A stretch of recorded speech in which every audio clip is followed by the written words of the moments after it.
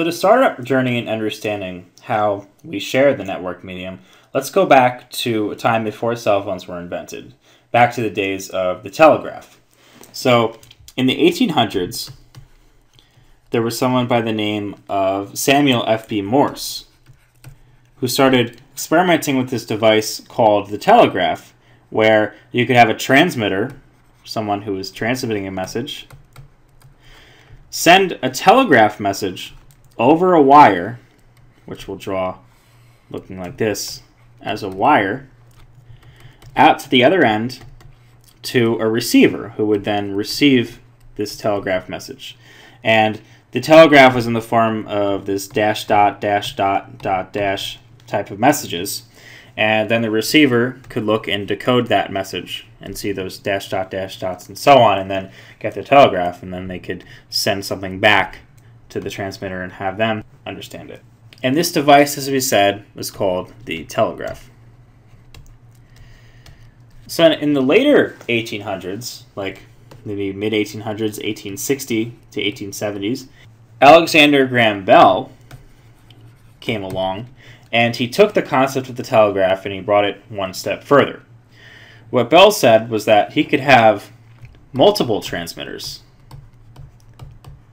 and multiple receivers on both ends of this wire, the same wire.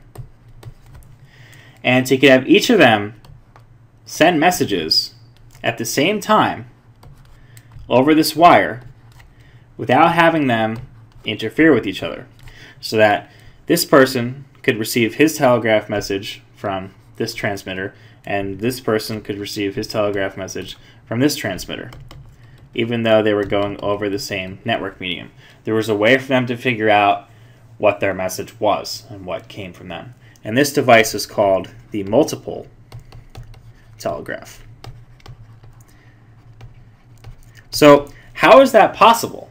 I mean, how is it possible that we could have more than one people on the same wire, which then we can extend that to the idea of cell phones? How can we have more than one people using the air at the same time?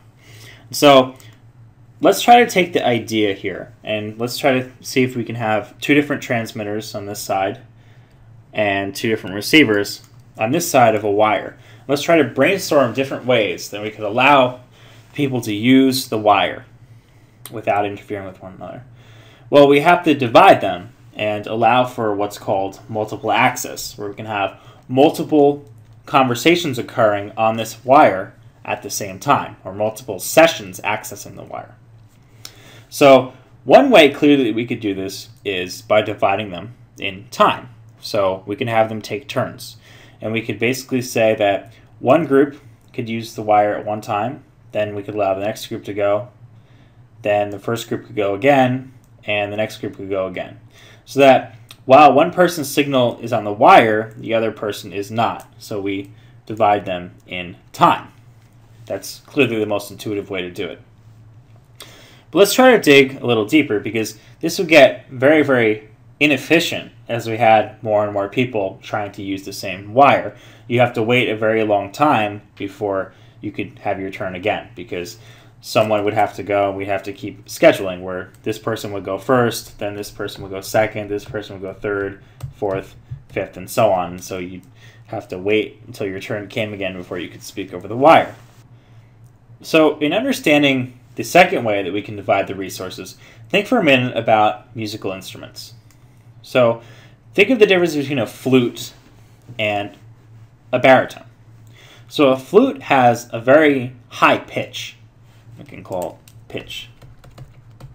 While it may be very hard to distinguish between two different flutes or two different baritones, certainly you can tell that there's a flute and there is a baritone if we had those two different instruments, and you could tell which one was doing which.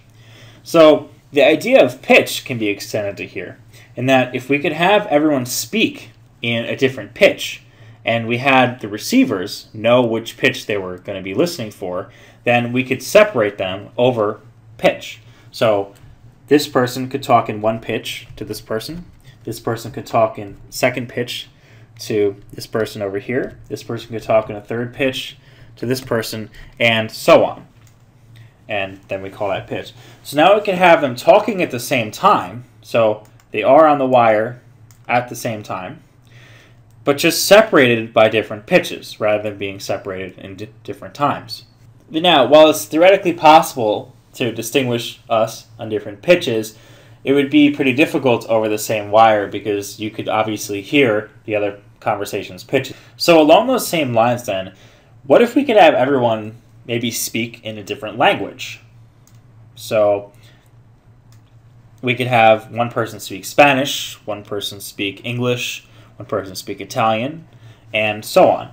So then every person, rather than listening for a different pitch, they could listen for a different language. So then we can all speak in our natural tones of voice, and we can all use the network at the same time. So we're not separating over time or pitch anymore, we're separating over language instead. But clearly, again, we probably have an interference issue because it's hard to not hear someone else's language, and it's hard to perfectly decode another person's language when you're still hearing a bunch of other people talking.